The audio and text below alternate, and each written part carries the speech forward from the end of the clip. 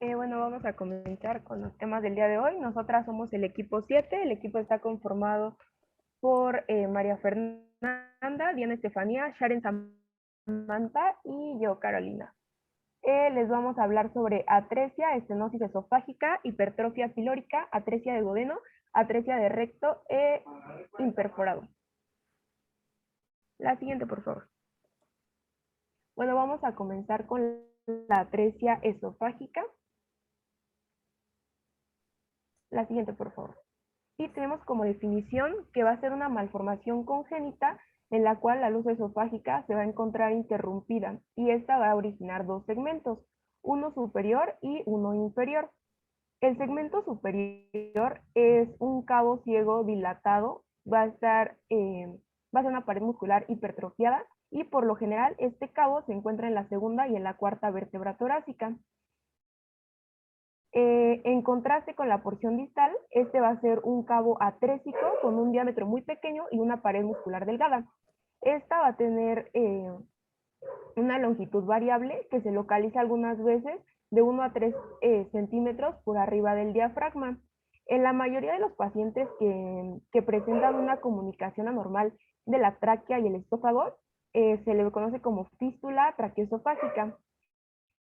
Cuando esta fístula traqueosofágica se asocia con la atresia esofágica, generalmente se va a ubicar en la parte posterior de la tráquea, justo por arriba de la carina. Y cuando se encuentra aislada, va a ser una fístula en H y esta puede estar presente en cualquier nivel. Puede estar desde el cartílago cricoides hasta la carina.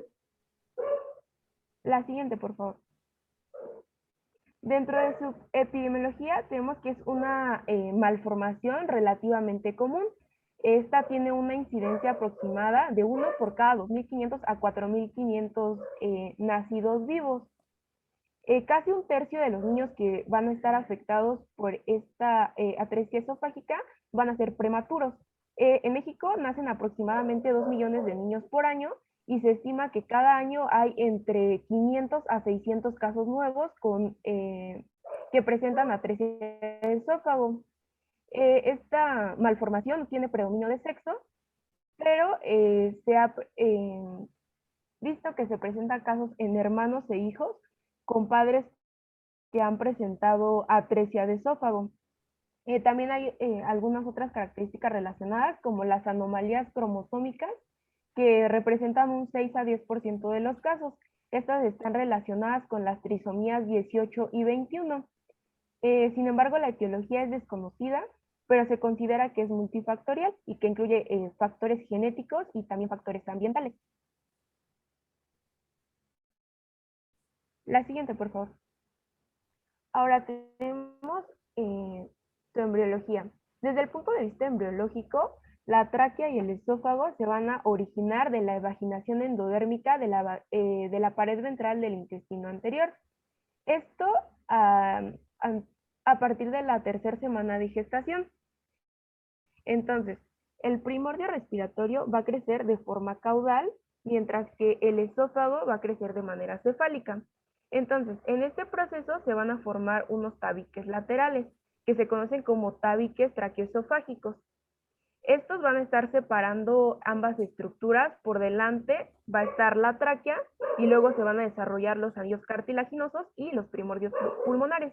Por detrás vamos a tener el esófago que se va a extender desde la faringe hasta el estómago. Entonces se dice que el origen de la atresia esofágica pues no está como tal bien definido, pero se atribuye a alteraciones en la migración de los pliegues laterales o que haya una detención de este crecimiento el momento de la evaginación endodérmica de la pared ventral del intestino anterior. En la mayor parte de los casos del esófago posterior no se separa totalmente de la tráquea, va a dar lugar a distintas variedades de fístulas traqueosofágicas o a hendiduras. Estas alteraciones pueden producirse generalmente en la tercera y sexta semana de gestación. La siguiente, por favor. Ahora vamos a tener varias clasificaciones con múltiples variantes. Existen clasificaciones con números y otras con letras. Vamos a tener como base la anatomía que se identifique. Los datos más importantes para estas clasificaciones son el sitio de la fístula y la separación de los cabos.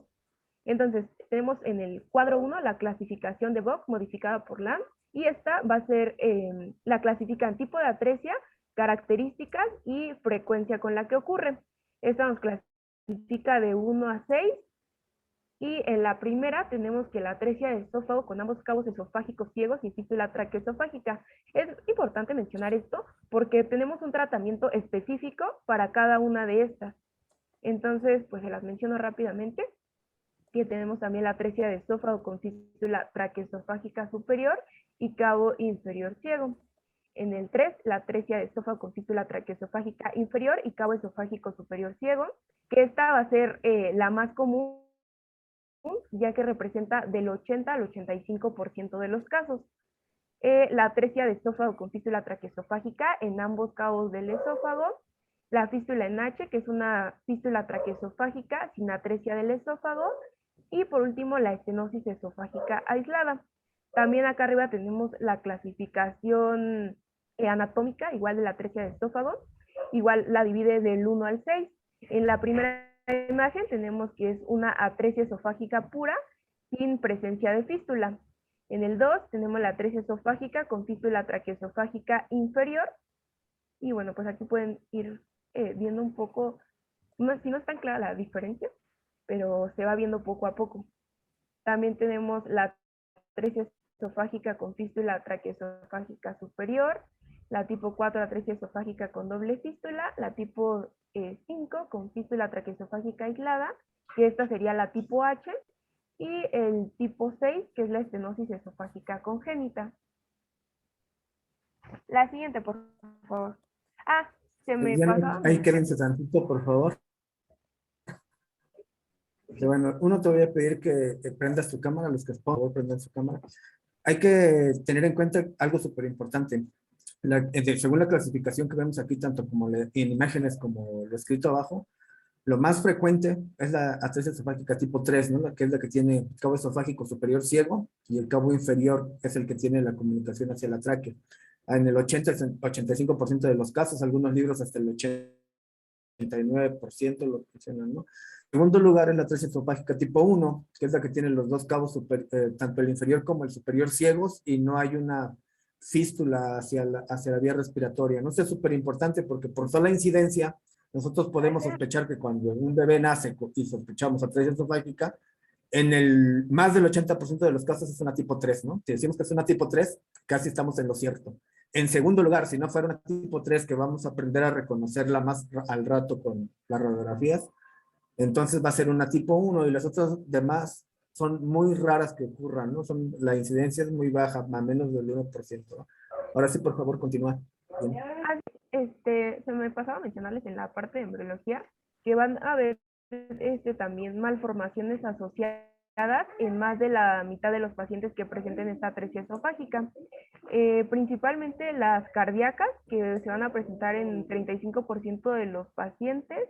También está relacionado con malformaciones genitourinarias, gastrointestinales y esqueléticas. La siguiente, por favor.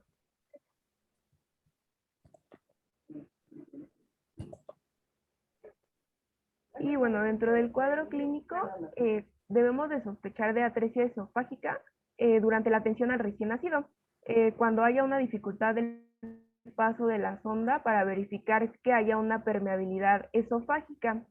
Algunos datos clínicos que, bueno, van a ser diversos, pero principalmente va a ser que haya una salivación excesiva, que haya tos, cianosis, dificultad respiratoria.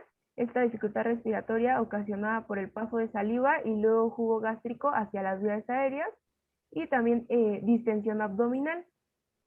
También se mencionaba que puede haber problema pulmonar grave por la presencia de una infección pulmonar agregada, que esto iba a estar favoreciendo que haya secreciones gástricas ácidas hacia la vía aérea a través de la fístula, si es que se presenta. Igual, si hay fístula traqueoesofágica en H, por lo general también se puede manifestar en en un periodo de lactante con episodios de tos durante la alimentación. Y también en estos bebés puede presentarse neumonía recurrente, episodios de cianosis, también que haya distensión abdominal intermitente o excesiva flatulencia. La siguiente, por favor.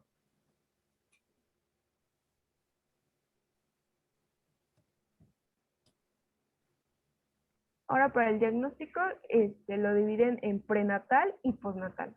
Dentro del diagnóstico prenatal se debe sospechar cuando se haga un ultrasonido obstétrico después de la semana 18. Un signo, un hallazgo muy frecuente más bien, es el polidrapnios, que frecuentemente se encuentra en atresia esofágica sin fístula. Este se va a originar por la incapacidad del feto para deglutir o absorber el líquido amniótico a través del intestino. Este se observa en 80% de los casos que no presenten fístula y en 20% si tienen una fístula distal. Sin embargo, bueno, dicen que se menciona que el polidrapnios no es como tal un predictor de atresia esofágica, ya que solamente un niño de 12 con antecedentes de polidrapnios va a presentar esta atresia esofágica.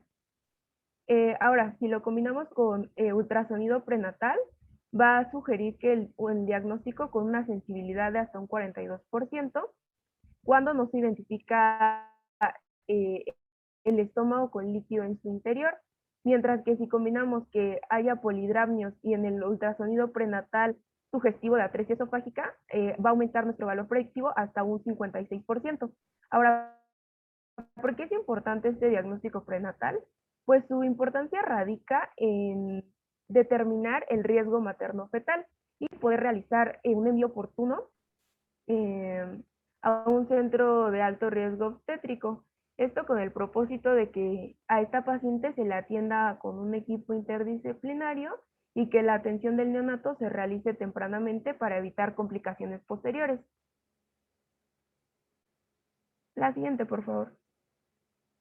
Ahí también les quiero aclarar que cuando en el ultrasonido encontramos no solamente el estómago con líquido en su interior, sino en el área del cuello, vemos en el ultrasonido un área anecoica en forma de círculo, la sensibilidad de especificidad se elevan hasta arriba del 90%.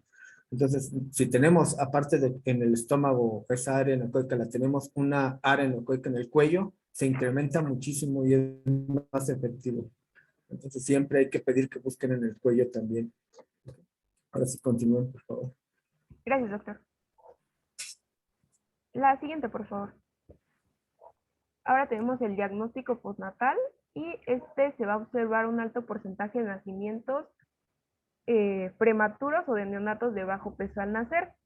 Cerca de un tercio de los niños que presentan bajo peso al nacer va a ser menos de 2.500 gramos y el diagnóstico postnatal debe realizarse igual en la sala de partos, ya que el neonato se haya adaptado y se hayan aspirado las secreciones orales suavemente con una sonda que se debe avanzar hasta el estómago. Si la sonda no avanza, entonces podemos sospechar de la presencia de atresia de esófago.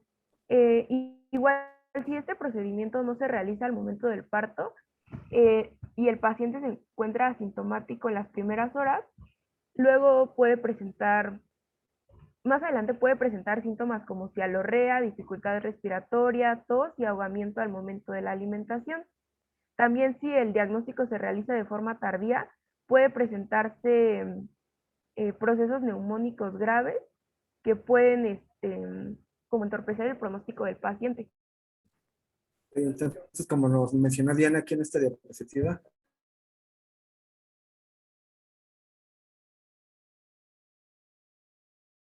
cuando no los hacemos prenatales, para después de que hagamos la reanimación inicial, que eso ya lo vieron que en las clases con la doctora Marisol o con la doctora Chen, agarramos al paciente, lo colocamos en la cuna radiante, lo ponemos en posición del olfateo, lo secamos y después evaluamos su ADMAR, ¿no?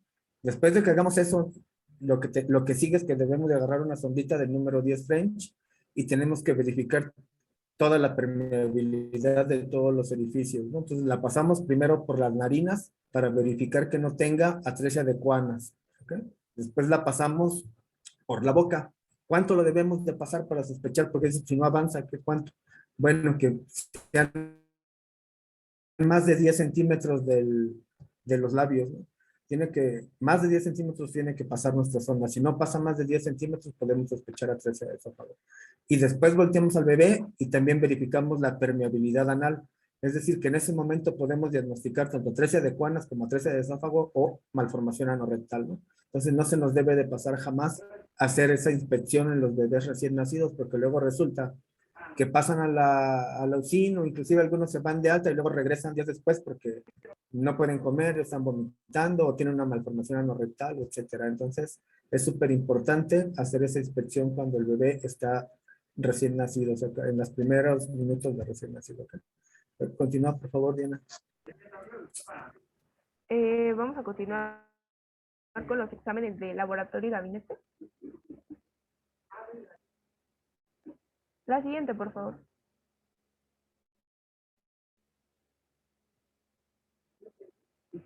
Y bueno, tenemos que el diagnóstico se va a corroborar mediante radiografías de tórax y de cuello. Estas van a ser tanto anteroposteriores como laterales. En esta va a ser posible que observemos la bolsa esofágica proximal y así vamos a determinar su altura.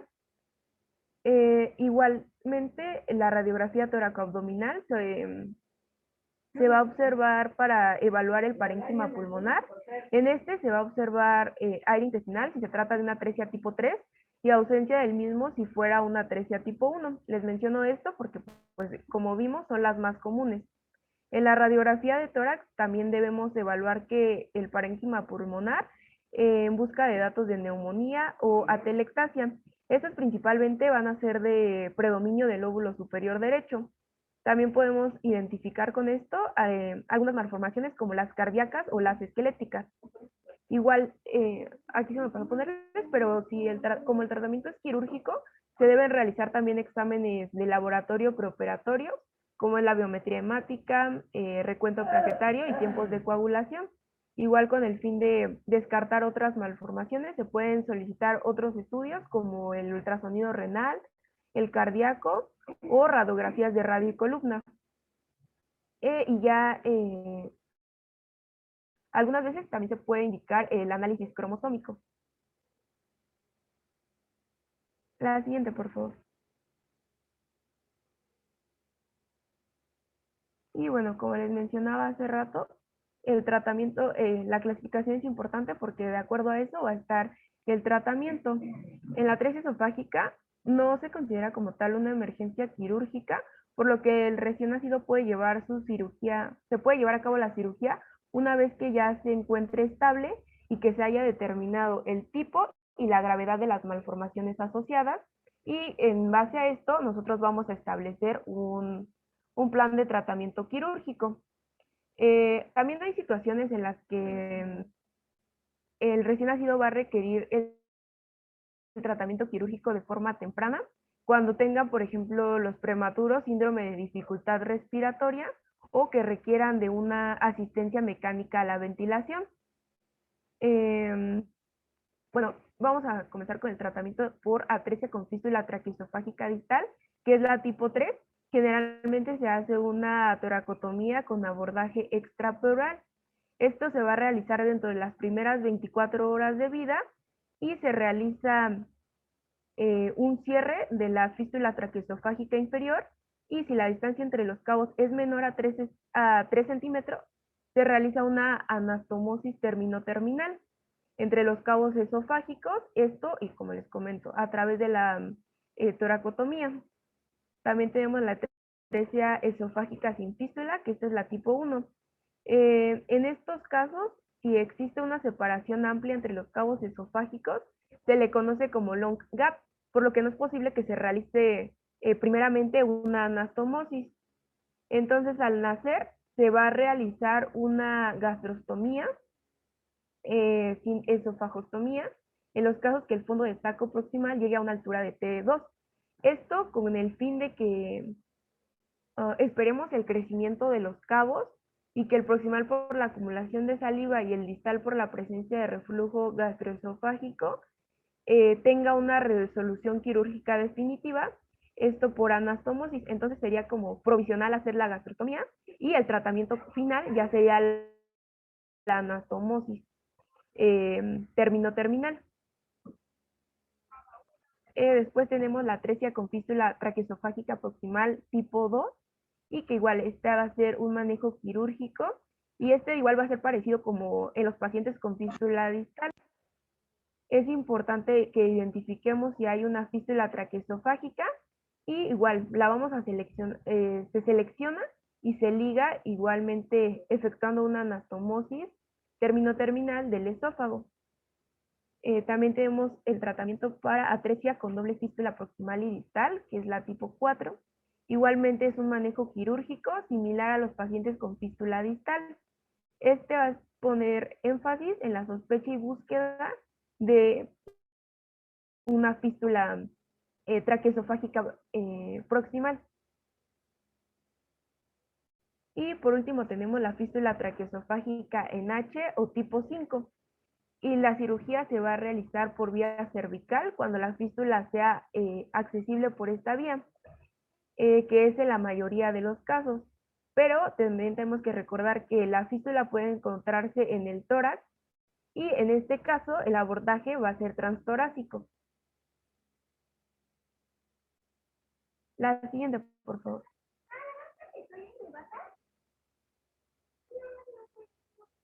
Y ya por último tenemos las complicaciones. Espérame ahí tantito, Diana.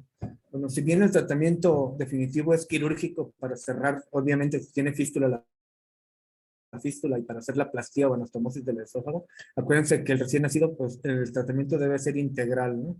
Entonces, ya que no es una urgencia quirúrgica, porque primero tenemos que estabilizar al paciente, ¿qué es lo que tenemos que hacer para que se estabilice? Uno, primero lo dejamos en ayuno, ¿no? Porque no puede comer, porque no tiene una comunicación o tiene una comunicación hacia la vía respiratoria. Dos, hay que dejarle una sonda, que los que leyeron vieron que se llama sonda de doble lumen, por la cual, como su nombre lo dice, va a tener dos lúmenes, uno por el cual se va a instilar solución fisiológica para que la saliva que se encuentra en el cabo esofágico superior, que está espesa, se haga más delgadita, y por el otro va a mantener absorción continua. ¿Para qué esto? Bueno, para que este paciente tenga la posibilidad de que la saliva espesa se esté aspirando continuamente y no pase esta hacia la vía respiratoria y que vaya a causar una neumonitis química y después una neumonía como complicación, ¿no? Después de que dejamos esa sonda, obviamente tenemos que ponerle soluciones a los requerimientos que tiene un recién nacido en el primer día de vida, ¿no? Que sería más o menos a 70 mililitros por kilo de peso. Después de eso, tenemos que dejarle antibióticos para que en caso de que vaya a ser una neumonitis, no se nos complique con una neumonía bacteriana, ¿no? Entonces tenemos que ponerle un antibiótico de amplio espectro que cubra por lo general gram positivos y gram negativos. ¿Ok? Después de que ya tenemos todo ese tratamiento inicial, vamos a sospechar de acuerdo al cuadro clínico si tiene o no tiene alguna cardiopatía grave asociada. Si tiene una cardiopatía grave, pues vamos a solicitar interconsulta cardiología pediátrica para que haga su ecocardiograma y que nos diga qué tipo de cardiopatía tiene y si es compatible para que lo podamos operar sin riesgo, ¿no?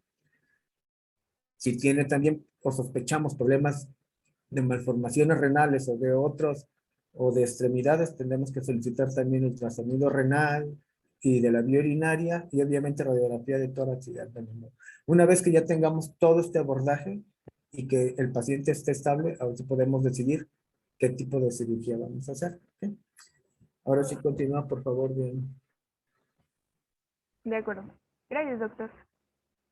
Bueno, por último tenemos las complicaciones que las vamos a dividir en inmediatas y en tardías. En primera instancia tenemos la diesencia de la anastomosis esofágica, esto es que haya una separación después de la anastomosis. Esta es una de las complicaciones del posquirúrgico inmediato y que se puede manifestar por neumotórax o acumulación de líquido, que sería la saliva, en el hemitórax derecho. También pueden ocurrir otras complicaciones pulmonares, como es la neumonía, la telectasia o la mediastinitis. También hay otro trastorno que es muy grave pero poco frecuente, que es la dehiscencia de la sutura traqueal. Esta se presenta de 12 a 72 horas posoperatorias y su origen es el desprendimiento de uno o más puntos. Esto lo vamos a observar cuando haya una gran salida de aire a través del drenaje pleural, así como un neumotórax.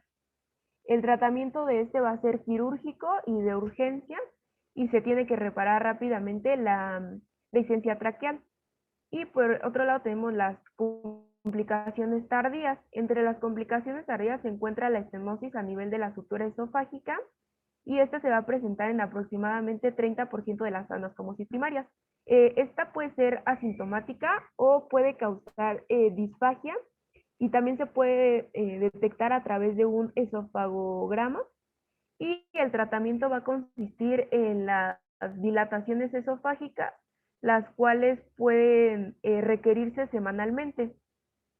También tenemos la refistulización, que representa de 2 a 5% de los casos y se produce entre la anastomosis y la fístula traqueal.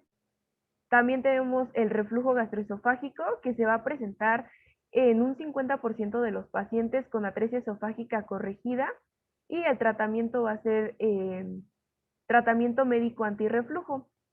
Y por último tenemos la traqueomalacia, que esta va a ser la debilidad de los anillos traqueales y alguna manifestación clínica puede ser por tos perruna y el tratamiento incluye resección, con anastomosis traqueal, ortopexia, traqueostomía temporal o colocación de stents intraluminales.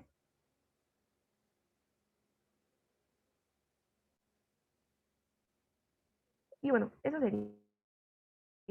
sería eh, todo de atresia esofágica.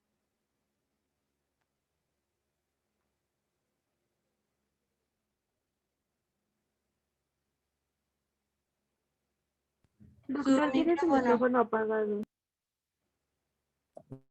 Sí, perdón. ¿Qué pasa cuando la distancia entre los cabos es más de lo que o más larga de 2 centímetros por lo general, ¿no? Que es en las tipo 1, cuando son las de espacio muy separado o long gap, ¿no? En inglés. Bueno, en estos pacientes se tiene que sacar el esófago, porque obviamente si tratamos de hacer una anastomosis, no vamos a poder llevarlos a que se unan en el centro. O si los llevamos a que se unan, van a quedar muy estirados o con mucha tensión y eso puede ser factor para que haya dehiscencia de la anastomosis. Entonces hacemos una esofagostomía cervical, es decir, sacamos el esófago hacia el lado izquierdo del cuello para que por ahí esté drenando la saliva que se está produciendo y hacemos una gastrostomía y le damos oportunidad a que el paciente vaya creciendo un poquito más para en un segundo tiempo, unos cuantos meses después, podemos hacer ya la anastomosis. Es decir, seguimos alimentando al paciente por la gastrostomía y después de 3 meses, por lo general, podemos hacer la anastomosis con más seguridad.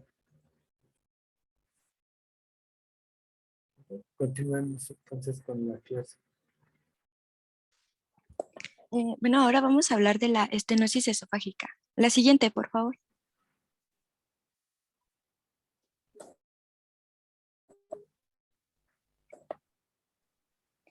Bueno, este va a ser un estrechamiento circunferencial de la luz esofágica. Este va a ser causado por una alteración en la estructura de su pared. Esta no es una patología muy común. Tiene una incidencia aproximada de 1 entre 25,000 y 50,000 nacidos vivos.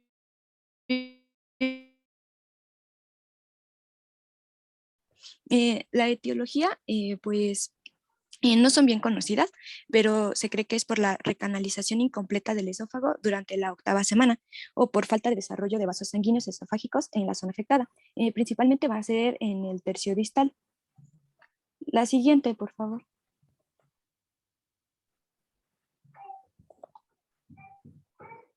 Bueno, vamos a tener también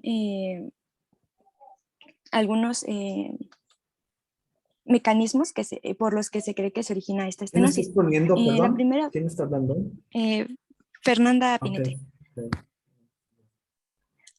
Bueno, el primero va a ser por el tejido ectópico traqueobronquial. Como mencionó mi compañera, pues va a haber una relación entre el esófago y la tráquea Voy a pedir que embriológicamente. quien Este esté va a hablando, afectar. por favor, prenden su cámara, ¿no? Para que los vean. No, es que tengo problemas con mi internet y se me bueno, me trabo, no, como que se Ok, traba cuando prendo la cámara. No sé si. bueno, en modo. Bueno, este va a ser una separación incompleta de estas dos estructuras y va a ser principalmente en el tercio distal. El siguiente y la más común va a ser por un diafragma, va a ser el diafragma membranoso, que va a ser por la canalización incompleta de la luz esofágica y como su nombre lo dice, va a tener una especie de membrana. Y la última es la estenosis fibromuscular, que va a ser en el tercio medio y se cree que es por una posible disminución de neuronas mientéricas que van a impedir la completa relajación del esófago. La siguiente, por favor.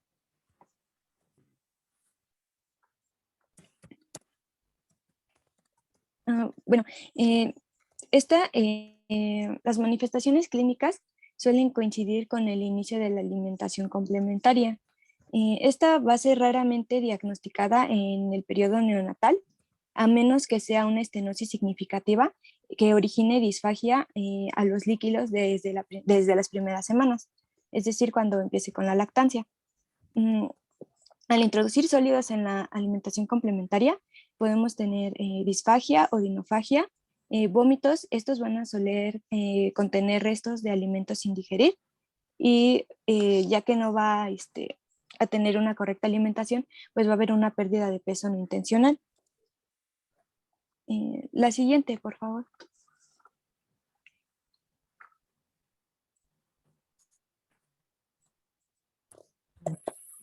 Bueno, la estenosis esofágica se puede asociar con otras malformaciones como lo son la atresia de esófago y la atresia de intestino. Esto entre un 17 y un 33%. Vamos a tener también señales que nos hagan sospechar de esta patología, como puede ser una historia de atragantamientos. También cuando hay reflujo gastroesofágico que no responde al tratamiento, se puede sospechar de esta estenosis esofágica. Su principal diagnóstico, bueno, los principales diagnósticos diferenciales van a incluir otras causas que nos causen esta obstrucción esofágica, como puede ser la estenosis secundaria a reflujo, también la esofagitis eosinofílica o incluso la presencia de algún cuerpo extraño. La siguiente, por favor.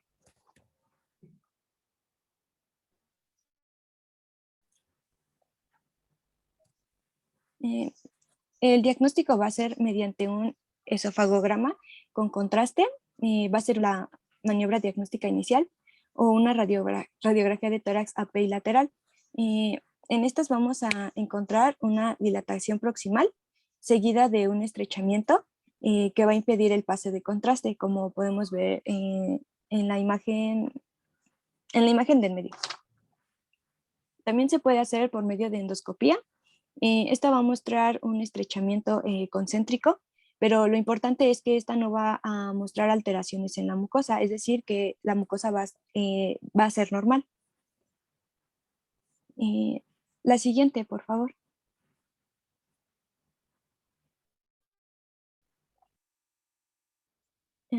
El tratamiento va a ser principalmente la dilatación endoscópica con balón. Aquí puede haber limitantes como la recurrencia de la estenosis, que va a requerir de dilataciones periódicas hasta alcanzar una dilatación definitiva. Las complicaciones de este procedimiento pueden ser la perforación de la pared esofágica. También en otra bibliografía leí que pueden usarse prótesis de distintos materiales que van a van a realizar el mismo mecanismo que la dilatación con balón, o sea, dilatar el esófago. ¿Se Y en pueden algunos casos, regresar, por favor, a la diapositiva previa? Cuando tenemos la sospecha clínica de que hay una estenosis esofágica, obviamente por el antecedente que se operó de una atresia de esófago o porque tiene un reflujo o enfermedad por reflujo gastroesofágica muy severo y esto puede causar también estenosis, debemos de pedir la el esofagograma, que es el paso del medio de contraste a través del esófago, y como vemos en la fotografía de la izquierda, no sé si a la izquierda donde está el área más radiopaca, o sea que se ve más blanca a través de la luz del esófago, vemos que hay un estrechamiento más o menos a nivel del tercio distal, tercio medio distal del esófago. Las condiciones para que nosotros podamos decidir que este paciente puede recibir dilatación endoscópica o decidir hacer una cirugía de resección de la parte estenótica y un entero, o sea, una esófago anastomosis, depende de la extensión de la estrechez de la luz. Si es más de 2 centímetros, si no es concéntrica, o sea, si es irregular, lo ideal es hacer una cirugía, ¿no? Abrimos y volvemos a hacer una cirugía en forma, resecamos esa parte que está estenótica y la volvemos a unir. Si la estenosis es menos de 2 centímetros de largo, o sea, de longitud, y es circunferencial, podemos intentar hacer dilataciones. Eso lo podemos medir tanto por el esofagograma, que es de que está a la izquierda, o cuando se hace la endoscopía, directamente podemos verlo ahí, ¿no? En la que sigue, por favor. Ahora, nosotros podemos iniciar un programa de dilataciones endoscópicas o dilataciones externas con bujía de Savary, que son dilatadores de poliuretano. Ajá. Por varios meses. Podemos inclusive hacer una cada semana por 3 a 6 meses. Si vemos que no hay mejoría o que hay recurrencia de estas, a veces está indicado colocar las prótesis que está mencionando su compañera. En niños no hay mucha experiencia, es más frecuente hacerlo en adultos. Hay muy pocos artículos publicados de prótesis en bebés, porque pueden migrar, ¿no? Sobre todo las que no son de acero, las más nuevas que son biodegradables, que son de poliuretano, se ha reportado que pueden migrar hacia el estómago, y aunque estas son degradables, es decir, aunque migren, muy probablemente se van a desintegrar y no van a causar problemas, pues existe ese riesgo, ¿no? Las primeras prótesis que se utilizaron fueron prótesis de acero, pero migraban esas prótesis metálicas o podían causar mucho crecimiento del esófago en los bordes en los que no estaba estas prótesis que son autoexpandibles, es decir, se colocan bien endoscópica y ya se expanden dentro de donde está el área estenótica y la mantienen así abierta para que cicatrice sobre esa prótesis y que se mantenga la luz abierta, ¿no? Pero por el área por arriba y por abajo de donde estaba colocada esa prótesis, a veces crecía mucho tejido y entonces podía causar esa hiperplasia, que hubiera otro poquito de estenosis, ¿no? Actualmente las recubren con una sustancia que es como el silicón, que se llama nitinol, y es un poquito menos agresiva, pero a fin de cuentas la experiencia es muy poca en niños. Ya puedes continuar, por favor.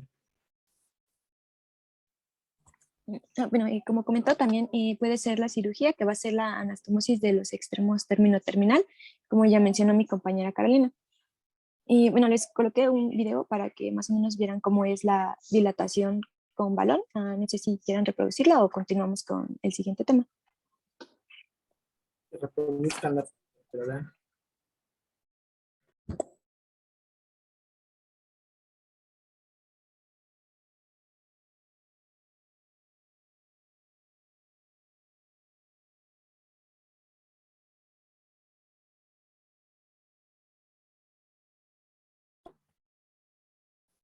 Se va entrando el endoscopio, se aprecia al fondo una luz puntiforme, ¿no? Donde está la estenosis, y lo que está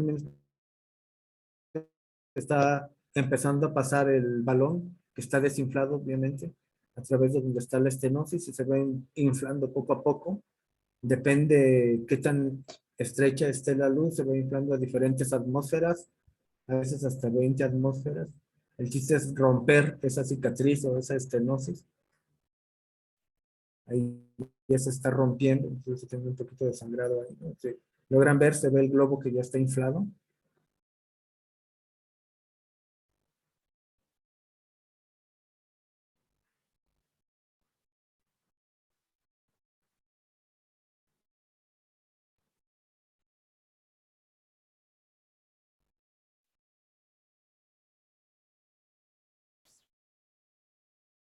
De tener una luz que estaba muy estenótica, bueno, se haga un poquito menos estenótica, ¿no? Ya se puede pasar el endoscopio a través de la estenosis.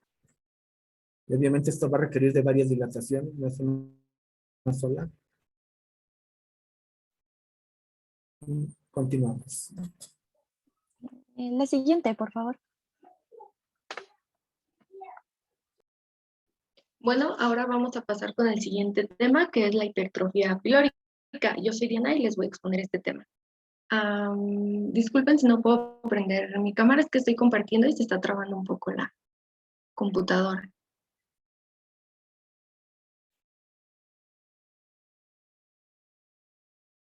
Bueno, tenemos que la hipertrofia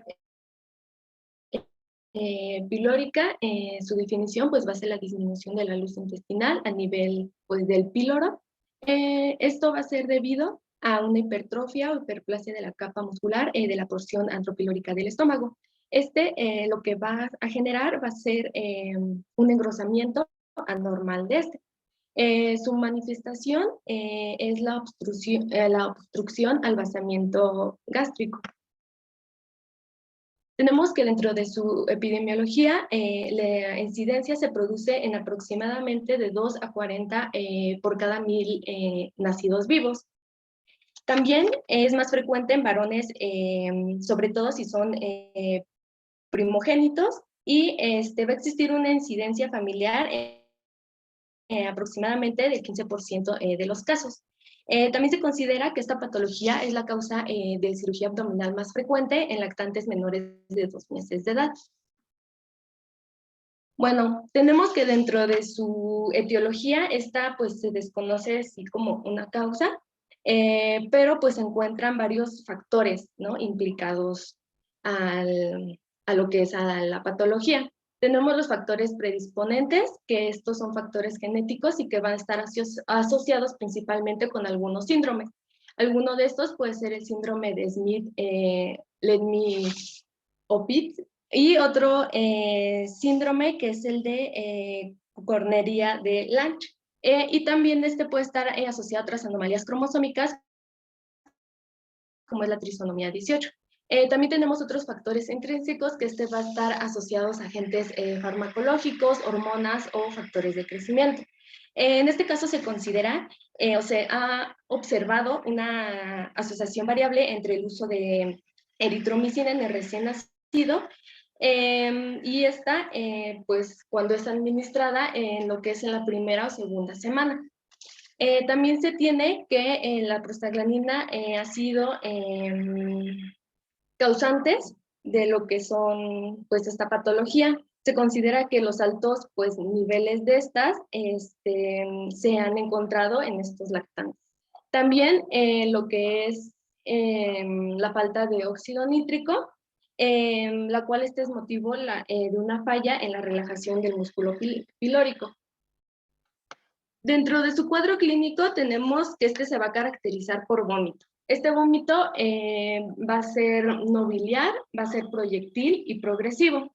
Este vómito se va a presentar después de cuando el bebé ingiera lo que es pues, la alimentación. El bebé va a estar hambriento, irritado tras lo que es el vómito, y estas manifestaciones pueden comenzar a aparecer en la tercera y sexta semana de vida. También pueden presentar ictericia. Dentro de la exploración física lo que podemos observar puede ser una deshidratación. En el niño también puede estar letárgico, puede haber una pérdida de peso, esto debido pues a la limitada ingesta de líquidos. También dentro de la exploración física podemos palpar, o se va a palpar lo que es la oliva pilórica. Encontré que esta se encuentra en el ombligo y en el reborde costal derecho. Y también a la auscultación, los movimientos intestinales pues los vamos a encontrar disminuidos. Debido a las pérdidas de hidrogeniones y de cloruro por el vómito, se puede producir lo que es una alcalosis metabólica hipoclorémica, pero se considera que ya es una manifestación tardía. También también se puede presentar lo que es la hipopotasemia. Recuerden que la tríada característica de esta enfermedad es el vómito postprandial inmediato en proyectil, la palpación de la oliva pilórica. Regrésate a la imagen previa, por favor. y el que nosotros veamos en la pared abdominal la onda antiperistáltica, ¿no? Que es la foto que tienes ahí colocada, ¿no? Que está en medio abajo, donde se ve el abdomen del bebé. Arriba de ello se ve una imagen como de una tumoración, ¿no? Esa es la onda antiperistáltica, es el estómago que está caminando hacia el lado derecho, tratando de vencer la obstrucción del píloro, ¿no? Es súper importante la historia clínica del paciente, sobre todo de los vómitos, porque recuerden que uno de los diagnósticos diferenciales más frecuentes es la enfermedad por reflujo gastroesofágico, ¿no?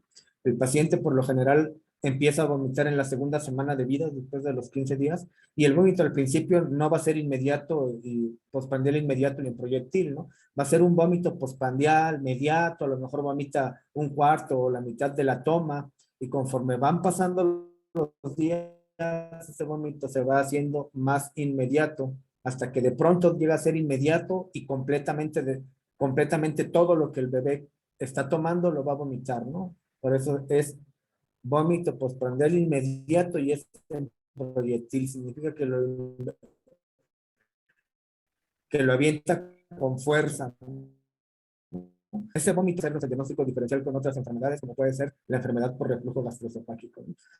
Entonces, por lo general, el paciente que llega con sospecha de estenosis hipertrófica de píloro ya recibió tratamiento en días previos para enfermedad por reflujo gastroesofágico y el vómito no mejoró, ¿no? Al contrario, fue haciéndose de características más inmediatas y más en proyectil, ¿no? Si nosotros, aunados a eso, observamos la onda antiperistáltica en la pared abdominal y logramos palpar la oliva pilórica, pues ya tenemos el diagnóstico. Entonces, acuérdense que la triada diagnóstica es esa, ¿no? Vómito en proyectil postprandial inmediato, palpar la oliva pilórica y que observemos la onda antiperistáltica. ¿Okay? A ver si por favor continuamos.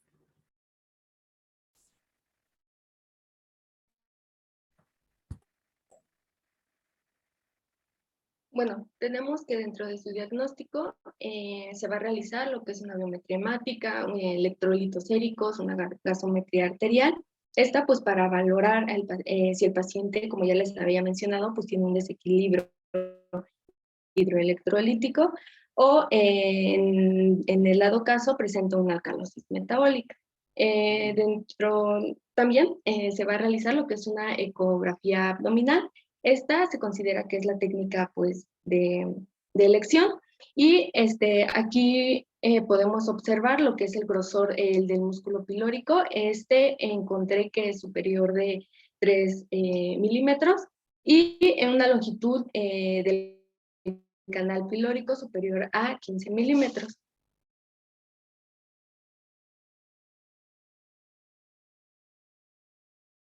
Lo que tienen allí en la imagen del ultrasonido, por favor.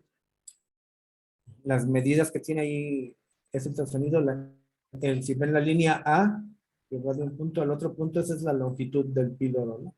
Entonces debe ser mayor en realidad a 16, ¿no? 16 milímetros. Luego la línea que tiene en B es el grosor del músculo de Torgensen, que es el músculo pilórico. Debe ser mayor a 3 milímetros para que podamos considerar estenosis.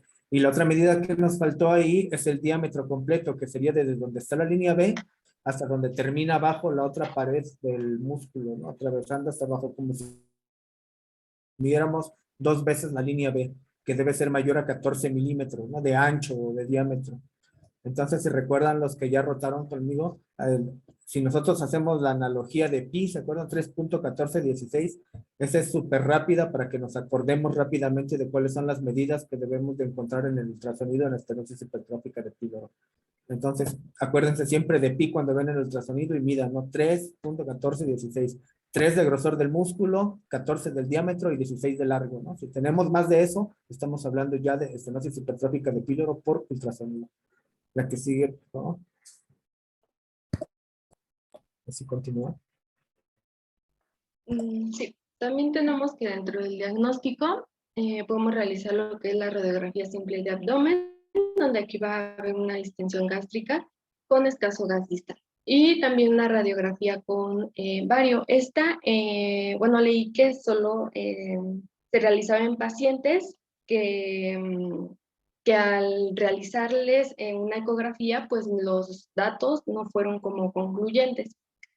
Y va a aparecer un conducto pilórico alargado y estrecho, lo cual da lo que es el signo de la cuerda, que sería como este.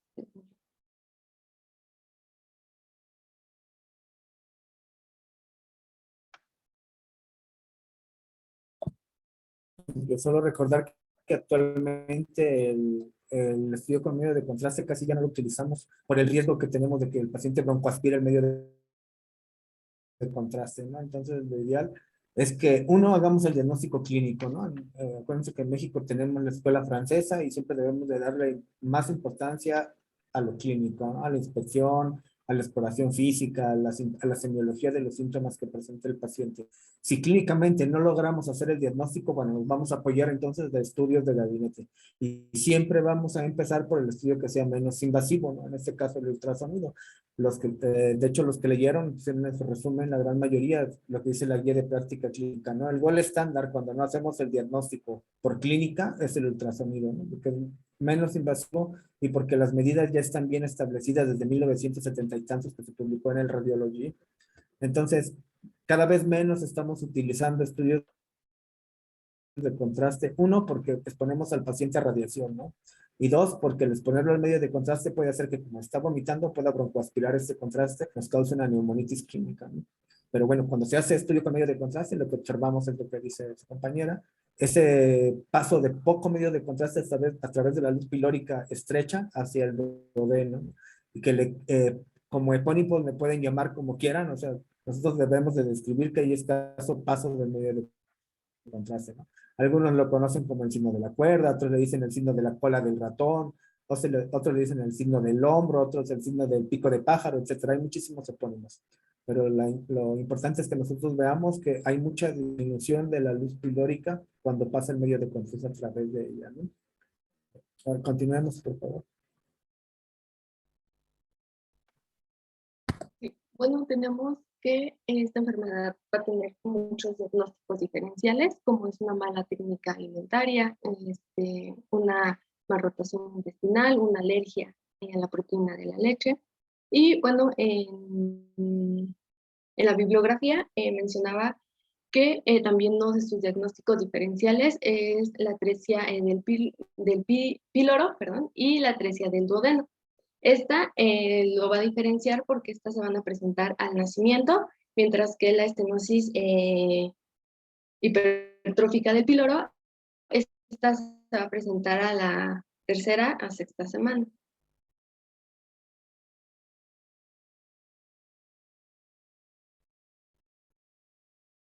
Bueno, dentro del tratamiento tenemos que esta se va a dividir en 3 fases, por así decirlo, que es el tratamiento preoperatorio, el quirúrgico y el postquirúrgico.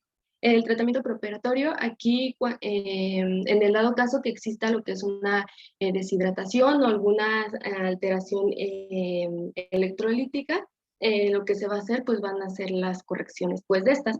En la guía de práctica clínica menciona que en pacientes sin desequilibrio electrolítico, pues se inicia con ayuno y también con soluciones parenterales a requerimientos basales de 120 a 150 mililitros por kilogramo por litro. También tenemos lo que es el tratamiento quirúrgico. Una vez que el paciente pues, se encuentre en condiciones óptimas, el procedimiento evitar que pues, el ayuno sea muy prolongado. Este tratamiento quirúrgico, el objetivo es pues, eliminar lo que es el obstáculo pilórico mediante la realización de una pilomiotomía. Esta se va a realizar por medio de una técnica que leí que era como la que más se utilizaba, que era la técnica de Fred Ramsey. Aquí les tengo una imagen. Y bueno, aquí consiste en realizar una sección longitudinal de las fibras musculares del píloro. Y bueno, después tenemos el tratamiento postquirúrgico. Pues va a tener como 2 objetivos. Uno, lo que es manejar el dolor y otro, dar como reinicio a la vía oral. El manejo del dolor, la guía de práctica clínica recomienda lo que es el paracetamol como analgésico, mencionaba la administración de una dosis de 15 miligramos por kilogramo por dosis cada 4 a 6 horas. Y para iniciar lo que es la vía oral, aquí después de un ayuno de 8 horas, se debe realizar una evaluación integral del niño para decidir si puede iniciar o no.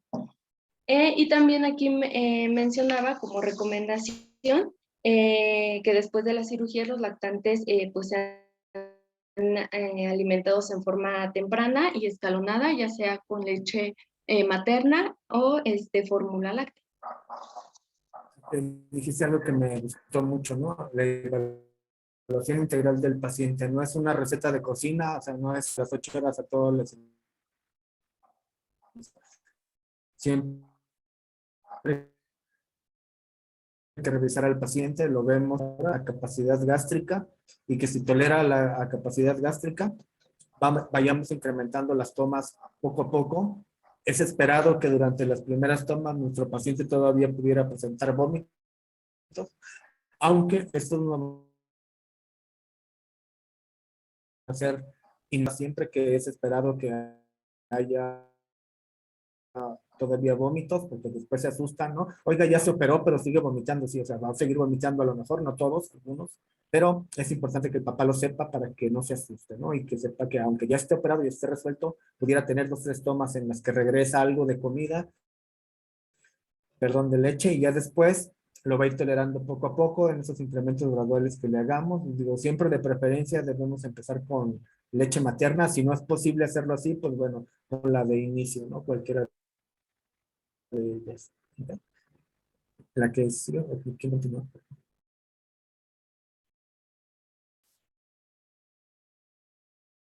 Y bueno, tenemos que dentro del tratamiento pues también vamos a tener pues una evaluación y un seguimiento. Y bueno, también mencionaba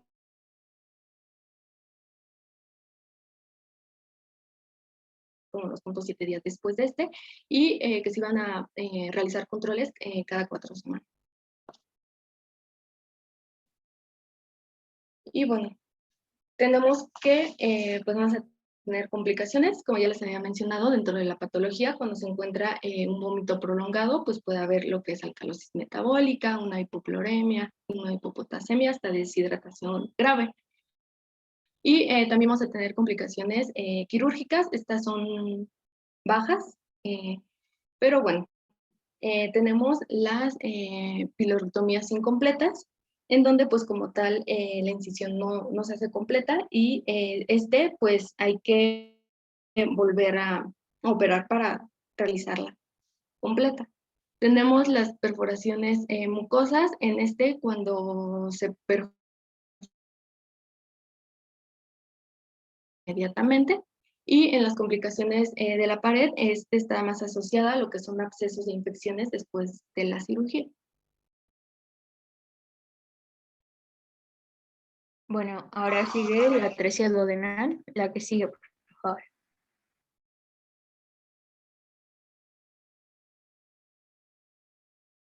Esta va a ser la interrupción anatómica en el duodeno del tránsito gastrointestinal. Pues va a ser importante mencionar que va a ser por la obliteración completa de la luz intestinal, a diferencia de la estenosis, que es como la obstrucción parcial de esta luz intestinal. Y bueno, nos va a dar como resultado de la falta de la recanalización en la porción central del duodeno. La que sigue, por favor. Perdón. Esta va a tener una incidencia de 1 por cada 2.500 a 10.000 nacidos vivos y va a representar el 60% de las atresias intestinales. Va a tener una ligera preponderancia masculina de 1.4 a 1 y normalmente se va a presentar en asociación con aneuploidías, y siendo la más común la trisomía 21, presentándose aproximadamente en el 30%, y malformaciones cardíacas presentándose alrededor del 25%. Y bueno, por el contrario, el 8% de los niños con trisomía 21 también van a tener atresia duodenal y hasta el 10% de estos niños con atresia duodenal van a tener una mala rotación intestinal. La que sigue, por favor. Bueno, para su fisiopatología, pues como mencionamos, es un fracaso de la recanalización de la luz intestinal durante la gestación. Y bueno, durante la cuarta y quinta semanas del desarrollo fetal normal, la mucosa duodenal va a presentar una proliferación rápida de las células epiteliales. Y estas pues deberían de degenerarse a partir de la séptima semana de gestación. Sin embargo, cuando estas persisten, pues van a provocar la oclusión de la luz y pues nos van a provocar esta atresia. Y bueno, esta va a ser en 2/3 de los casos y en el tercio restante pues van a provocar la estenosis, que como mencionaba era solo parcialmente. La que sigue, por favor. Y bueno, en la etiología va a ser importante mencionar que estas pues pueden adoptar distintas formas. Entre ellas van a ser la membrana delgada que obstruye la luz. Esta va a ser la más habitual y casi siempre se va a producir cerca de la ampolla de váter.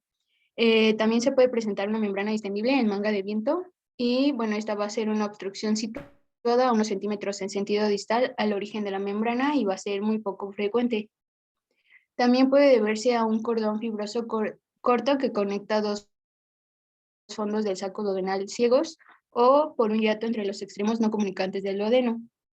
La que sigue, por favor. Y bueno, esto nos va a dar la clasificación a su vez.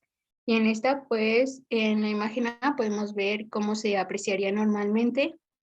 En la imagen B, pues, va a ser la tipo 1 y en esta va a haber presencia de una membrana diafragmática mucosa con una pared muscular intacta. En la tipo 2 va a haber un cordón fibroso corto que conecta los dos extremos o bolsas del duodeno, como se ve en imagen C, y en imagen D, que va a ser la atresia duodenal completa, va a haber una separación completa de ambos extremos del duodeno, que en ocasiones pues, pueden afectar al páncreas. La que sigue, por favor. Y bueno, para el diagnóstico, en el diagnóstico prenatal, las dos como señales van a ser la presencia de poliptramnios y en la ecografía fetal, pues va a haber este signo clásico de doble burbuja. Y en la imagen pues podemos ver un corte transversal a nivel abdominal de las asas intestinales dilatadas con la presencia de este signo de doble burbuja, que son las dos flechitas que están ahí. La que sigue, por favor. Y bueno, en la clínica, como mencionábamos, pues va a estar este antecedente de poliptramnios, también el vómito bilioso, y este se va a presentar después de la ingesta del primer alimento pues, del paciente.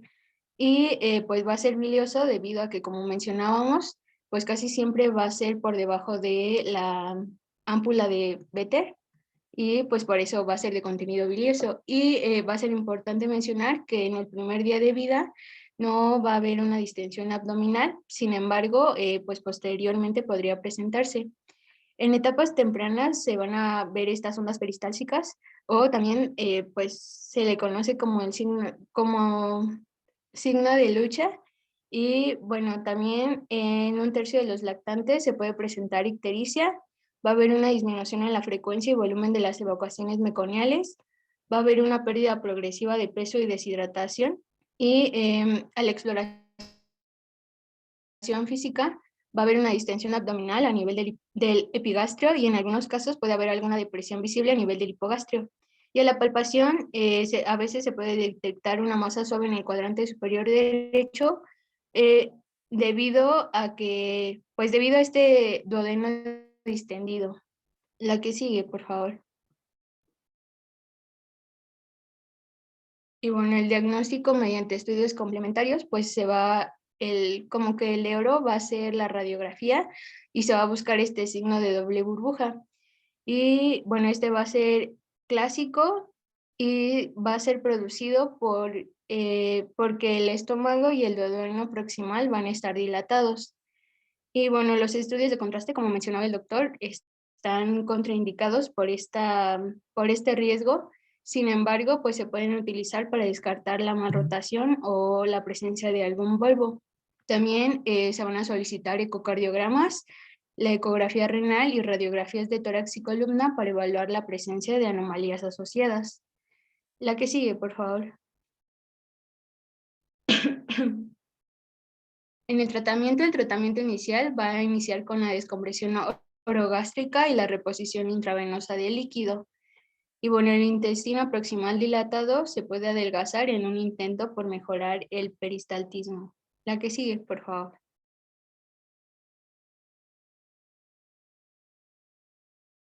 Y bueno, en la reparación quirúrgica, la más habitual va a ser la duodenostomía y pues va a ser esta en diamante o de Kimura. Y esta se va a realizar realizando una incisión transversa en el segmento proximal dilatado y una incisión longitudinal sobre el segmento distal con una anastomosis con puntos simples separados tanto en la cara posterior como en la anterior, o bien por una anastomosis laterolateral. Y bueno, en el postoperatorio se puede colocar una sonda de gastrostomía para drenar el estómago y proteger las vías respiratorias. Y hasta iniciar el inicio de alimentación vía oral, pues se va a necesitar un soporte nutricional intravenoso o la colocación de una sonda yeyunal transanastomótica. La que sigue, por favor. Y bueno, en las complicaciones y pronóstico, el pronóstico pues a largo plazo va a ser muy bueno y la supervivencia va a ser cerca del 90% en la mayoría de los pacientes. El nivel de sobrevida va a ser del 95% y las complicaciones tempranas van a ser muy poco frecuentes. Entre estas complicaciones tempranas se encuentran la fuga anastomótica, la hemorragia o la infección del sitio quirúrgico. Sin embargo, las complicaciones tardías van a ser un poco más comunes, presentándose en el 12 al 15%. Y en estas puede haber una formación de bridas con eventual desarrollo de la oclusión intestinal, alguna estenosis, un megaduodeno o una eventración. Y esta va a presentar una mortalidad tardía asociada a un 6%. Y bueno, la mayoría de la mortalidad se va a asociar principalmente a la presencia de cardiopatías congénitas. Bueno, no sé si el doctor quiere agregar algo. Solamente en la previa no se deja gastrostomía, por lo general dejamos una sonda transanastomótica una vez que unes el segmento del duodeno, la segunda porción con la tercera porción, dejas una sondita a través de ella como si fuera una férula, para que por ahí inclusive si pasa, no sé, más de 5 días, pudieras darle alimentación a través de esa sondita, ¿no? Antes de que la retires. Gracias. Las 4 patologías que presentan obstrucción a nivel duodenal.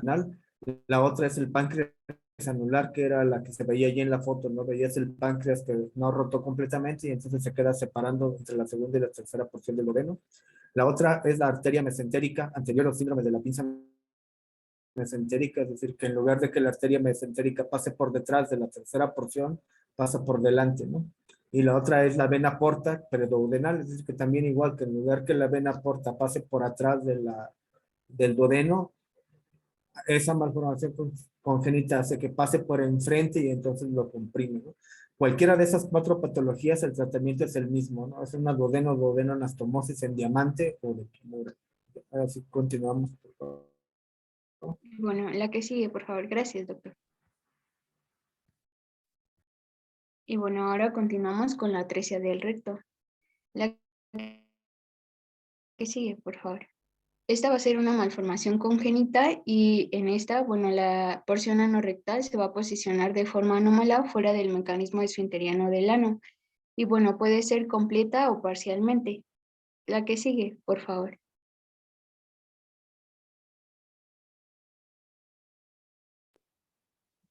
Esta se va a originar por una división anómala biológicamente de la cloaca, en su división en el recto y el conducto anal en la parte posterior. La causa específica de la atresia rectal puede ser la recanalización anómala del colon. La siguiente, por favor. Bueno, en su epidemiología va a ocurrir aproximadamente en una de cada 5,000 recién nacidos vivos va a tener un predominio masculino y puede presentar malformaciones asociadas con el Bacter, que como ya vimos son malformaciones en las vértebras, en el ano, corazón, tráquea, esófago, o riñón o extremidades. Y entre estas, pues va a ser más frecuente las geniturinarias. La que sigue, por favor.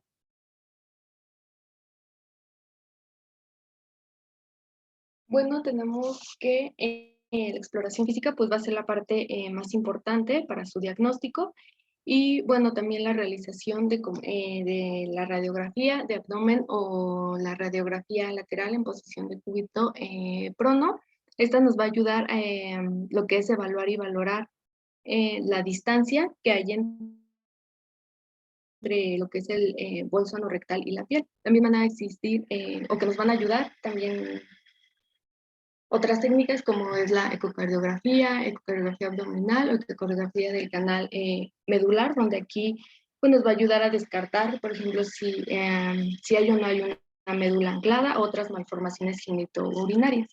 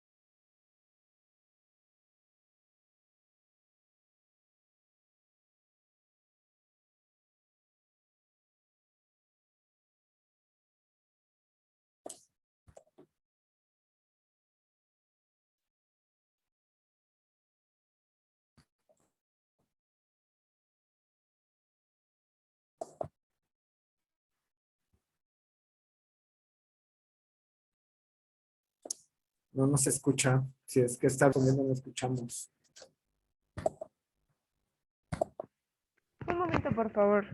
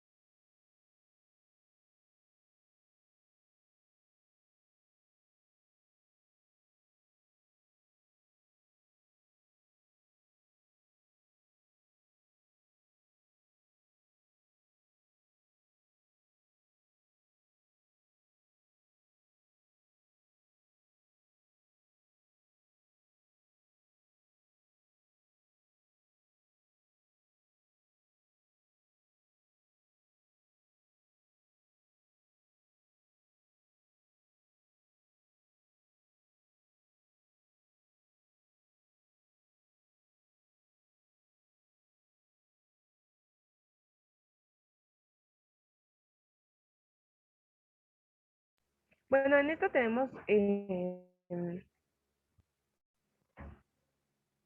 imágenes radiológicas en decúbito lateral prono. En la primera tenemos que va a haber una burbuja de aire muy alta y en la segunda tenemos una menor complejidad y esta va a haber una burbuja que rebasa el sacro. La verdad no sabemos como doctor si nos puede apoyar como en la interpretación de la radiografía porque la verdad nos costó mucho trabajo.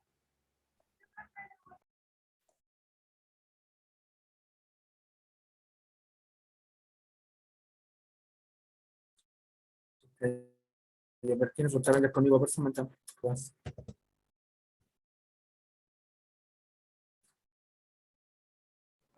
Ay, casi no lo escuchamos, doctor. Es que se escucha muy trabado el audio. lo de los que rotaron conmigo, a ver, ya vieron esas radiografías. Bueno, para empezar, esta es una radiografía que se utilizaba antes. Ya no se utilizan. Este es el famoso invertograma en el cual se agarraba al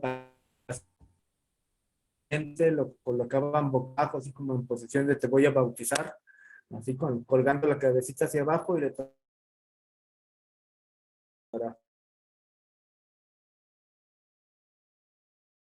¿no?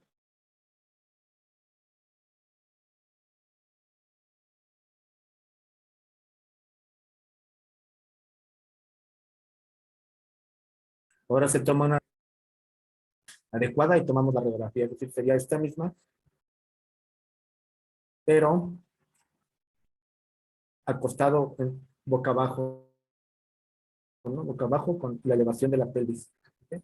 Y lo que tenemos que observar es que vamos a colocar un marcador en la foseta anal, es donde debería de estar el ano y que no se formó. Ponemos un marcador metálico que puede ser, como en este caso, un clavo, o puede ser la punta de un lapicero, etcétera, pero que sea visible radiológicamente.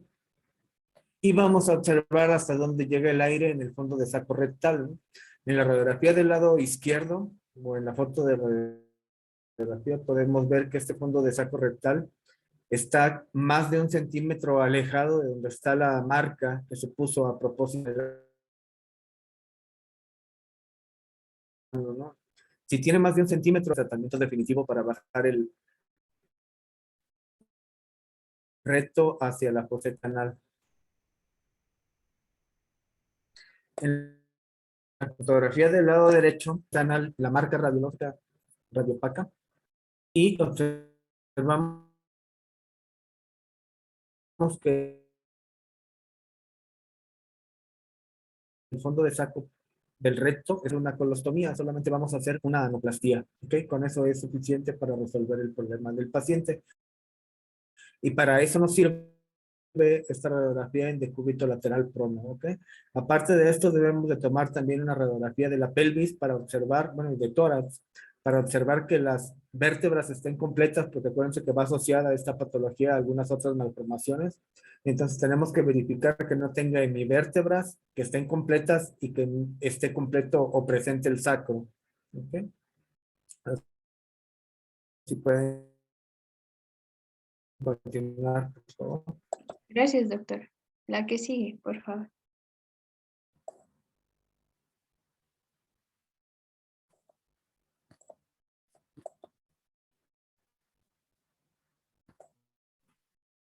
La que sigue. Y bueno, para el tratamiento, durante el manejo inicial, se va a colocar una sonda orogástrica, se va a tener una dieta absoluta y una nutrición parenteral y antibioterapia profiláctica. Y bueno, el manejo quirúrgico va a ser variado y va a depender de la gravedad. Y la que sigue, por favor. Siendo entonces la reparación definitiva la anorrectoplastía sagital posterior, que va a consistir en la colocación del ano en su posición oval. La que sigue, por favor. Bueno, ya por último vamos a ver el tema de ano imperforado. La siguiente, por favor. Esta va a ser una malformación congénita y es un defecto congénito en el que la abertura anal normal no existe o va a estar cerrada. La siguiente, por favor.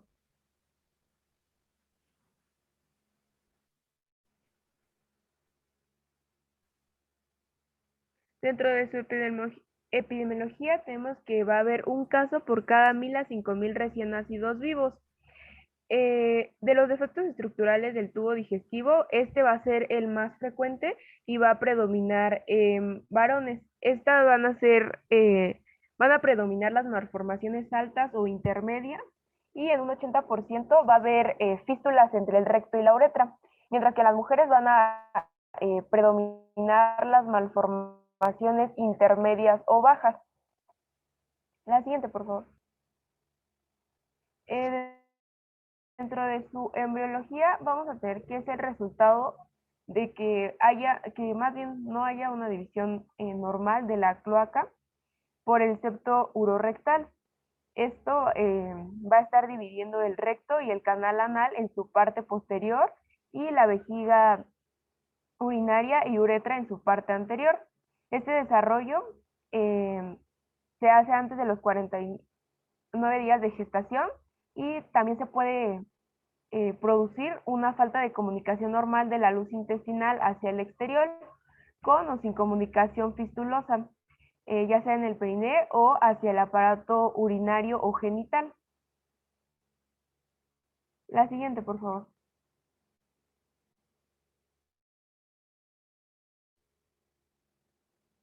Ahora tenemos la clasificación, que esta va a estar en relación con el fondo del saco rectal y con el músculo elevador del ano.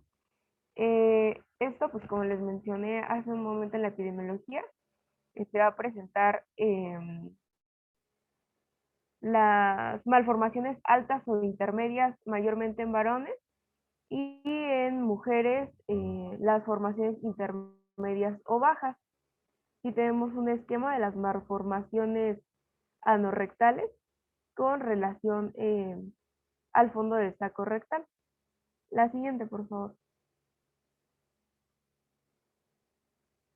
Ahora, de acuerdo a estas líneas de referencia, vamos a tener la fístula cutánea. Esta se presenta en ambos sexos y encontré que era llamada también como anteriormente como defectos bajos. Estas se iban a presentar en los casos en los que el recto abre en un pequeño orificio, usualmente estenótico, y siempre localizado anteriormente en el centro del esfínter. Igual anteriormente se mencionaba como ano anterior, pero este término era inadecuado debido a que este orificio no es un ano, sino iba a ser un sitio de una apertura normal que no está rodeada como tal por el esfínter.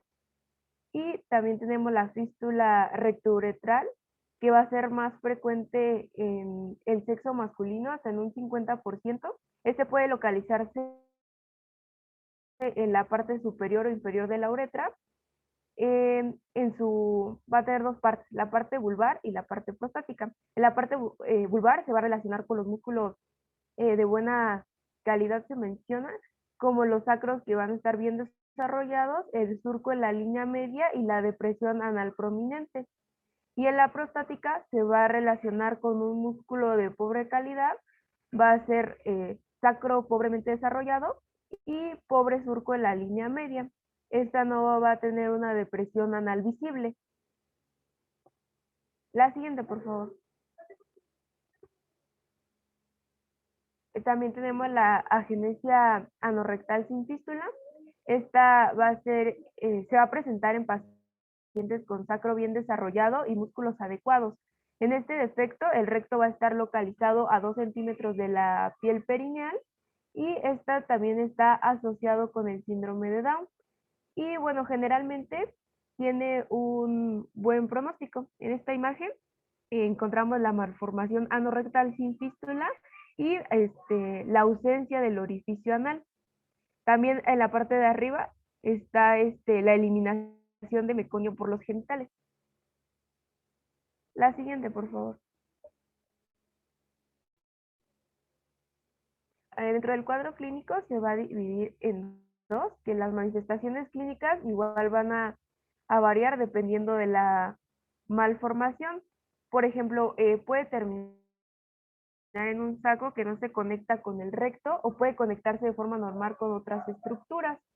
Esto nos va a dar pues las manifestaciones clínicas cuando se conecta con otras estructuras, como por ejemplo el cuerpo de la uretra, la vejiga, la base del pene, el escroto, la vagina, o también puede estar estrecho o ausente.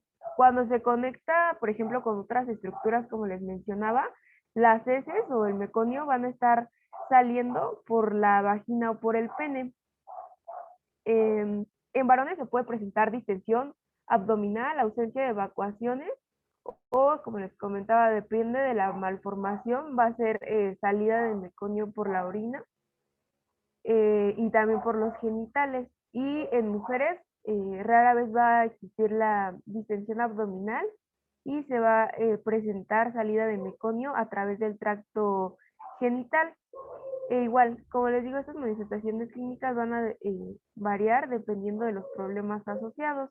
También puede ser que haya ausencia o desplazamiento del orificio anal, como ya les comenté, que haya el abdomen distendido y la salida de heces a través de los genitales.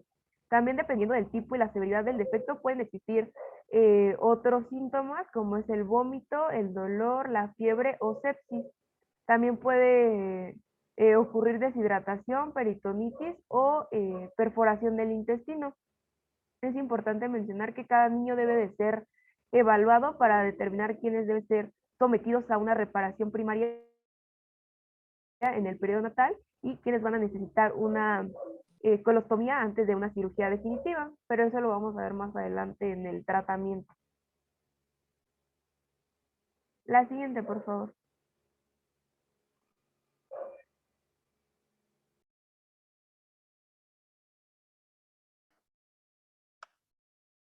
Bueno, tenemos que en el diagnóstico, aquí pues este se debe centrar en lo que es delimitar el nivel y pues la complejidad de la malformación y también pues identificar si existen pues algún otros pues defectos asociados.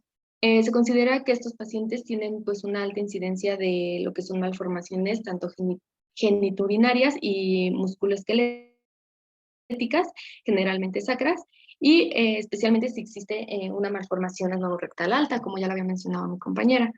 Bueno, dentro del diagnóstico tenemos lo que es la ecografía del abdomen y de la pelvis, la cual pues nos va a ayudar a lo que son a detectar anomalías geniturinarias y gastrointestinales. También tenemos lo que es la radiografía simple de toda la columna. Aquí vamos a incluir tanto como es el sacro o ambas alas ilíacas, y aquí nos va a ayudar a lo que es a detectar anomalías vertebrales. Y también tenemos lo que es la resonancia magnética, la cual pues aquí nos va a delimitar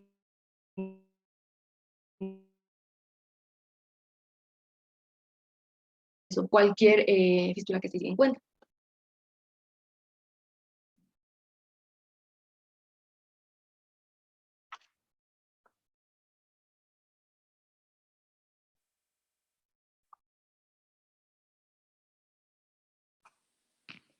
Para el tratamiento, el manejo inicial debe considerar el ayuno, administrar soluciones intravenosas a requerimiento y una sonda orogástrica ante la sospecha de malformación anorrectal sin fístula o región perineal.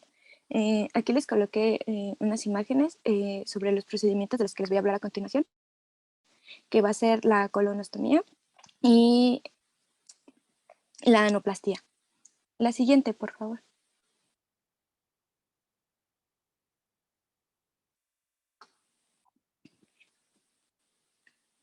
Lo primero que, bueno, va a ser una derivación intestinal por medio de una colostomía, la cual consiste en dividir dos secciones del intestino grueso y los dos extremos se van a conducir a través de orificios en el abdomen y por uno de esos orificios van a drenar las heces y se va a llamar, este se va a llamar estoma. La siguiente va a ser la anoplastía o abordaje sagital posterior. Este manejo debe de ser establecido en las primeras 24 a 48 horas de vida.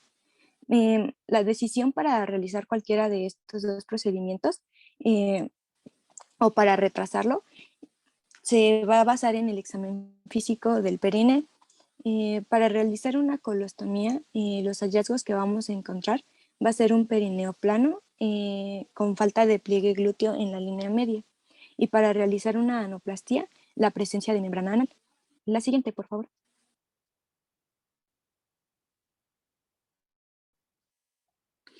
Y bueno, según la guía de práctica clínica, eh, va a haber dos tipos de manejos. Para el neonato masculino y para neonato femenino. En el caso del masculino, vamos a verificar si hay malformaciones asociadas que pongan en peligro la vida.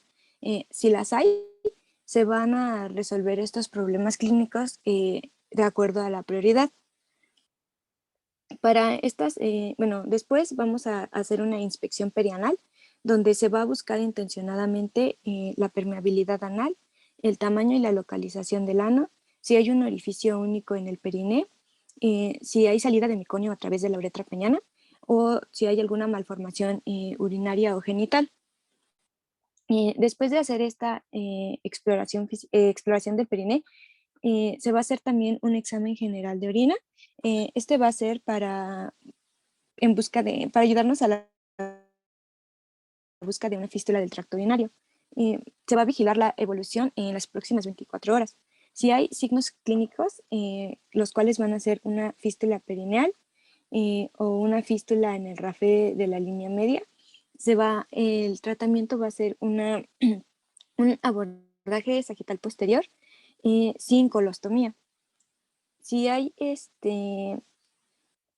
si hay un perineo plano o hay salida de meconio por la orina, es decir, que hay una fístula, entonces se va a hacer una colostomía y posteriormente, en un segundo tiempo quirúrgico, va a ser un abordaje sagital posterior.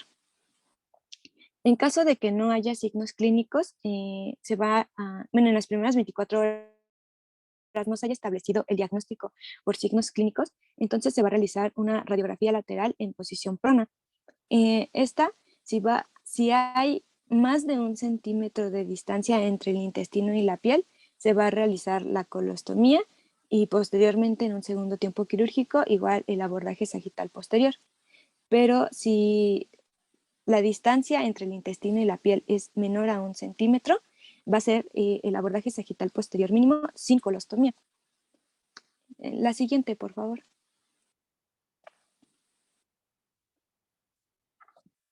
En el caso de un neonato femenino, estos, el 95% va a presentar defectos en la inspección y aquí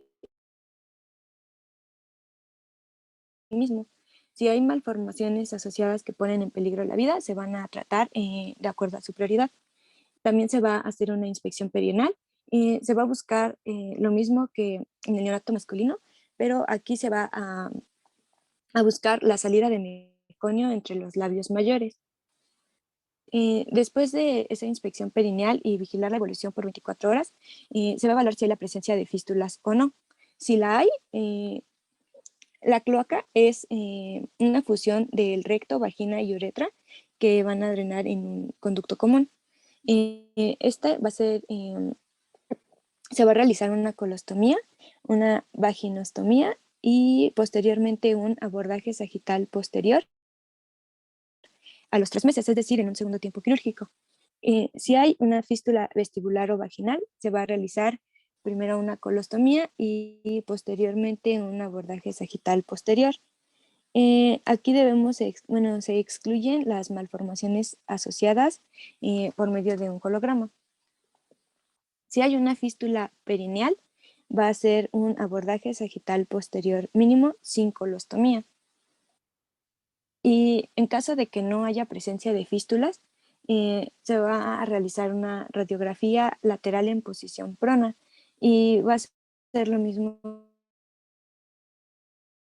que el manejo anterior. Es mayor a 1 centímetro, va a ser un abordaje sagital posterior sin colostomía. Y si es menor de 1 centímetro, se va a hacer una colostomía y posteriormente un abordaje sagital posterior. Y la siguiente, por favor.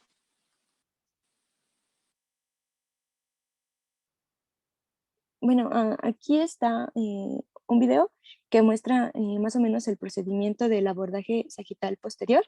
En el link de abajo es un video como más explícito, pero es un poco más largo.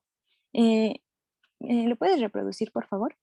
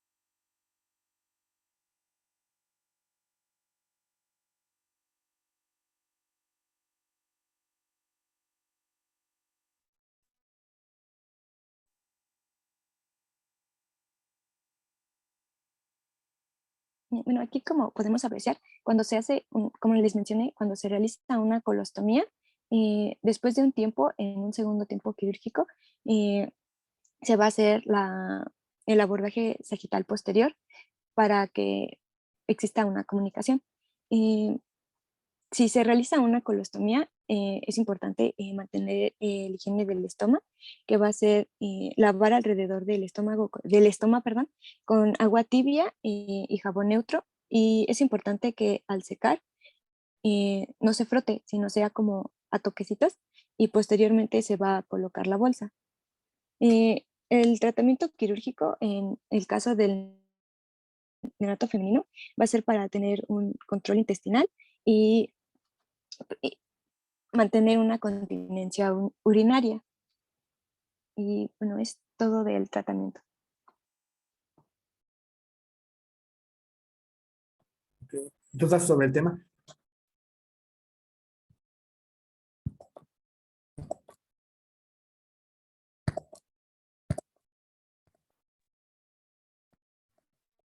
¿No tienes dudas? De todo se entendió perfectamente bien.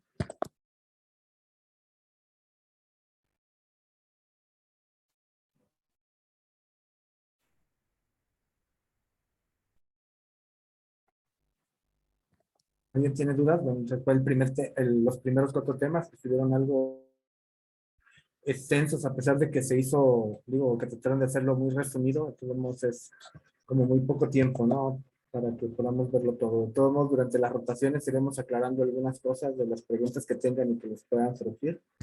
Es muy importante que estudien mucho lo básico, ¿no? De estos temas. Y que dejemos algunas cosas claras para la rotación. Bueno, para las clases que vamos a tener, deben tener prendidas sus cámaras. Creo que eso se los dije, pero no todos lo escucharon. Bueno, para la siguiente, prenden sus cámaras. Y principalmente los que van a exponer. ¿Por qué? Porque yo no sé cómo están exponiendo, cómo se desenvuelven en frente de la cámara. Algún día todos ustedes, en en un hospital o en un congreso o viendo en todas partes del mundo a través de un congreso virtual, ¿no? Y estamos hablando para personas que están importante que nosotros nos desenvolver bien cuando estamos ante una cámara o cuando estamos ante un auditorio, ¿no? Importante. En el momento en que nosotros estamos exponiendo estos temas, nosotros somos los expertos, ¿sí? El equipo sabe absolutamente cualquier cosa más que cualquier otro de los demás, ¿no? Porque se supone que estudió y se preparó para ese tema. Entonces, necesito que prendan sus cámaras, más los que están exponiendo, si no, no los puedo evaluar correctamente, ¿no? Y cualquier duda que tengan sobre el tema, me lo pueden hacer llegar a través de el mail o lo platicamos cuando vayan a las rotaciones, ¿ok? Tal vez nos estemos tardando un poquito más, porque es como un poquito extenso de los temas, pero ustedes lean, surjan dudas, ¿no? Que las dudas que les pudieran surgir, porque es muy difícil a veces imaginárselo así en la teoría, las preguntemos y las aclaremos durante esta revisión, ¿no? Que hacemos de la clase, ¿va? ¿Ok? Entonces, nos vemos mañana para la siguiente clase, la siguiente plática a las 9. Y el jueves también tendremos la clase a las 9. El viernes, si ya revisaron su temario que les mandó la doctora Sofía, vamos a ver 3 clases en el transcurso de la mañana, ¿no? Y ya las siguientes serían hasta la próxima semana. ¿Okay? ¿Va? Pasen bonita noche. Nos vemos mañana. Ah, y el equipo 4 que va a rotar conmigo mañana, no se les olvide llevar, por favor, su pijama quirúrgica, sus botas y su gorro y etcétera, todo para poder entrar a quirófano, ¿va? Okay. Hasta luego. Bye, bye. Doctor, hasta luego. Gracias. Descansen.